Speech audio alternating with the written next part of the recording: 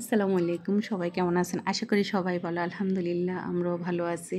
এই তো সকালে নামাজ কালাম পড়ে একটু রেস্ট নিয়ে শুরু করে দিলাম কাজে ঢুকে গেলাম। তো এখন 6:30 তো আমার মেয়েও উঠে গেছে। সবাই মোটামুটি উঠে গেছে। উঠে গেছে কিন্তু বাচ্চা উঠেনি। মারিমুর যেহেতু মারিমের পরীক্ষা। তো অনেকদিন পর মনে হয় যেন আমি আমার পুরনো সংসারে ফিরে আসলাম। যেহেতু এরকম ভিডিও আমার অনেক আগে দেওয়া হইছে। ইদানিং দেওয়া হচ্ছে না। তো আজকে চেষ্টা করব আমি সকাল থেকে রাত 12টা পর্যন্ত কী কাজ করি সব কিছু শেয়ার করতে না পারলেও কিছু কিছু শেয়ার করব। কেননা একজন মা সকাল থেকে রাত পর্যন্ত সবার ছুটি সবার রেস্ট থাকলেও কিন্তু মায়ের কিন্তু সকাল থেকে রাত পর্যন্ত রেস্ট থাকে না। তো আপনারা দেখতে থাকুন, আমার মতো হয়তো আপনাদেরও একই অবস্থা। এই তো এদিকে মোটামুটি কাজ কিছু সারছি, তা আপনারা দেখছেন। দেখে এখন আমি বাবার জন্য চুলে অলরেডি লুডুস তুলে দিলাম। এদিকে অনেক ক্লান্ত হয়ে গেছি সকালে, যেহেতু আমার পানি খাওয়ার অভ্যাস, পানি খাওয়া হয়নি। তো পানি খেলাম, খেয়ে দেখতেছি এদিকে আমার বাবা উঠেছে, তো ওকেও পানি খাওয়াচ্ছে। যেহেতু আমি আমার বাচ্চাদের আগেও বলেছি সবসময় সকালে ঘুম থেকে ওঠার পর আমি আমার বাচ্চাদের পানি খাওয়াই। তো এই তো আমার বাবা খাচ্ছে খুব সুন্দর করে। বাবাকে খাওয়ার পরে তো এখন আমরা নাস্তাও করে ফেলছি অফ ক্যামেরায়। আমার আসলে তখন ক্যামেরা চালু করতে ভুলে গেছিলাম। তো এদিকে আমার কারেন্টের চুলাটা কিন্তু অনেক ময়লা হয়ে গেছিলো, তো এটা পরিষ্কার করলাম। পরিষ্কার করতে করতে যখন ডাইনিং টেবিলটা পরিষ্কার করবো দেখি খালা আসছে। তো খালা আসার পর খালা বলতেছে আমাকে দেন, আমিও আপনাকে একটু হেল্প করে দিই। তো এর আগে একটা খালাকে আমি এটা পরিষ্কার করতে দিয়ে আমার এই ডাইনিং টেবিলের কোনা কাঁচটা একটু ভেঙে দিয়েছিল, তাই আমার ভয় করে। তো উনি বলল আপনি দাঁড়িয়ে থাকেন, আমি সবই করতেছি। এতে এদিকে আপনার ভাইয়া অনেক বাজার নিয়ে এসছে। যেহেতু চাকরিজীবী, আর চাকরিজীবীরা আসলে প্রতিদিন বাজার করা তাদের পক্ষে সম্ভব হয় না। তো আমার বাচ্চাদের জন্য এইদিকে পেয়ারা আনছে। পেয়ারাটা এত টাটকা দেখে খুবই ভালো লাগছে। আর গাজরটাও অনেক ভালো লাগছে দেখে, খুবই খুশি হয়েছি। যেহেতু আমার ছেলেকে আমি সবসময় খিচুড়ি পাকাই। তো সব কুটাকাটা সব কিছু শেষ করে এখন সোজা চলে আসবো রান্নাতে। এই তো আমার এখন আজকে আমি ডাল দিয়ে পটল রান্না করব। তো আপনারা দেখতে থাকুন আমি কীভাবে ডাল দিয়ে পটল রান্না করি। ওইদিকে আপনারা দেখলেন যে আমি ডালটা কিন্তু ভালো করে ফেটে নিয়েছি।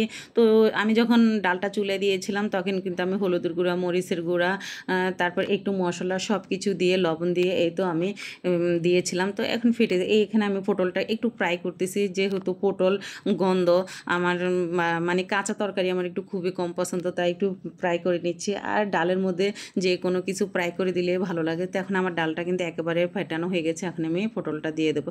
তো এটা কিন্তু মসুর ডাল না, মুগ ডাল। যেহেতু মসুর ডাল অ্যালার্জির জন্য অনেক ক্ষতিকর। তো আমরা কিন্তু বাসায় কখনো আমি মসুর ডাল খাই না, মুগ ডাল খেতে চেষ্টা করি।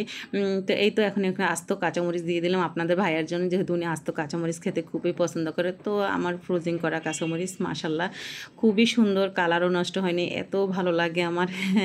আগে আমি এভাবে রাখিনি, তবে এবার রাখার পর মনে হয় যেন খুবই ভালো লাগতেছে। তো এই তো আমার তরকারিটা কিন্তু হয়ে গেছে। এখন আমি একটু ভাগার দিয়ে দেবো। তো এখানে আমি রসুন কুচি আর পেঁয়াজ কুচি দিয়েছি। আমি ফ্রেশ তেল দিয়েছি, সরিষার তেল দিইনি। কেননা সরিষার তেল দিলে ভালো লাগবে না, হয়তো গন্ধ লাগবে। তাই ফ্রেশ তেলটাই আমি দিতে চেষ্টা করলাম। এই তো আমার খুব সুন্দর করে কিন্তু পেঁয়াজটাকে একদম ভালো করে বাদামি কালার করতে হবে। দিলে কি তারপরে মানে খেতে খুবই ভালো লাগে, গ্রান একটা সুন্দর একটা স্মাইল আসে। এই তো এখন আমি তরকারিটার মধ্যে দিয়ে দেবো। যেহেতু পটল তরকারি হয়ে গেছে, আগে ফ্রাই করে রাখছিলাম, তাই এই তো। তো আমার ভিডিওর কোনো অংশ যদি আপনাদের ভালো লেগে থাকে তো প্লিজ লাইক, কমেন্ট, সাবস্ক্রাইব করে দিবেন। যারা যারা নতুন দেখতেছেন তারা অবশ্যই সাবস্ক্রাইব করবেন, আর চেষ্টা করবেন শেয়ার করে। আপনাদের একটা শেয়ারে কিন্তু অনেক ভাই বোন অনেকের মাঝে আমার এই ভিডিওটা পৌঁছে যাবে। তো এই তো আমার এটা কিন্তু এখন হয়ে গেছে। এখন আমি ডাল আর পটল তরকারির মধ্যে দিয়ে মাশাল্লাহ দেখতে এত সুন্দর।